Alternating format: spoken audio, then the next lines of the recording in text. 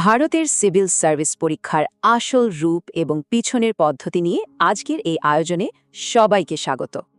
আচ্ছা ভাবুন তো, পৃথিবীর অন্যতম কঠিন এই পরীক্ষায় টিকতে গেলে আসলে ঠিক কি প্রয়োজন? 2023 সালের একটা ভয়ঙ্কর পরিসংখ্যান দেখি চলুন। সেবার পাশের হার ছিল মাত্র 0.078%। মানে 2022 সালেই 11 লাখেরও বেশি প্রার্থী ফর্ম পূরণ করেছিলেন, অথচ পদসংখ্যা ছিল একদমই হাতে গোনা। যারা পাশ করেন তারা আইএএস, আইপিএস বা আইএফএস এর মতো দেশের সবচেয়ে এলিট সরকারি পদগুলোতে বসার সুযোগ পান।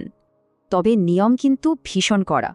জেনারেল ক্যাটেগরিতে মাত্র 6 বার পরীক্ষা দেয়া যায়, তাই চাপটা থাকে পাহাড় সমান। স্বপ্নপূরণে প্রার্থীদের প্রিলিমস, মেইনস আর পার্সোনালিটি টেস্ট, এই 3টি কঠিন ধাপ প্রায় 1 বছর ধরে পার হতে হয়। প্রথম ধাপ, প্রিলিমিনারিতে 2টো অবজেক্টিভ পেপার থাকে। মূলত বেশিরভাগ প্রার্থীকে প্রথমেই ছেটে ফেলার জন্যই এই ব্যবস্থা। এখানে জেনারেল স্টাডিজ দিয়ে কাট অফ ঠিক হয়, আর সিস্যাট পেপারে শুধু 33% নম্বর পেলেই পাস। এরপর আসে মেইনস পরীক্ষা। এটা হলো মোট 9টি বর্ণনামূলক পেপারের এক বিশাল আর ক্লান্তিকর ম্যারাথন। মজার ব্যাপার হলো মেধাভিত্তিক 7টি পেপার দেখার আগে 2টো ভাষার পেপারে অন্তত 25% নম্বর পেয়ে পাশ করতে হয়। আর সবচেয়ে অবাক করা তথ্য কি জানেন? এখানে ফার্স্ট হতে 100 নয়, মাত্র 53% নম্বরই যথেষ্ট। তাই শুধু অন্ধের মতো মুখস্থ করলে হবে না, সিলেবাসকে ম্যাপ হিসেবে ধরে কারেন্ট অ্যাফেয়ার্সের সাথে মিলিয়ে পড়তে হবে।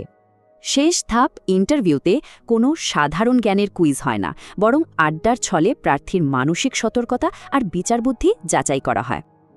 এই বিশাল স্বপ্নের একটা অন্ধকার দিকও কিন্তু আছে। দিল্লির পুরনো রাজিন্দার নগরে গড়ে উঠেছে এক বিতর্কিত কোচিং সাম্রাজ্য।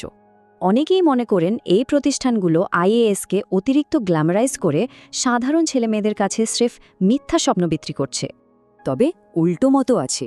দেশে কর্মসংস্থানের তীব্র অভাব আর বিকল্প ক্যারিয়ার না থাকাতেই এই পরীক্ষার প্রতি এত মরিয়া ভাব। আর এই লাগামহীন চাহিদার ফলেই বেসমেন্টে দম বন্ধ করা ক্লাসরুমগুলোতে নিয়ম নীতি তোয়াক্কা না করে চলছে ক্লাস, যা অত্যন্ত বিপজ্জনক। সব মিলিয়ে এই পরীক্ষাটা শুধু আর পড়ালেখায় সীমাবদ্ধ নেই, বরং এটি আমাদের সমাজের গভীর আর্থসামাজিক সংগ্রামের এক আয়না। শেষে একটা প্রশ্ন থেকেই যায়, এই হাড়ভাঙা যাত্রা কি সত্যি জ্ঞানের পরীক্ষা, নাকি নিছকই টিকে থাকার এক নির্মম লড়াই?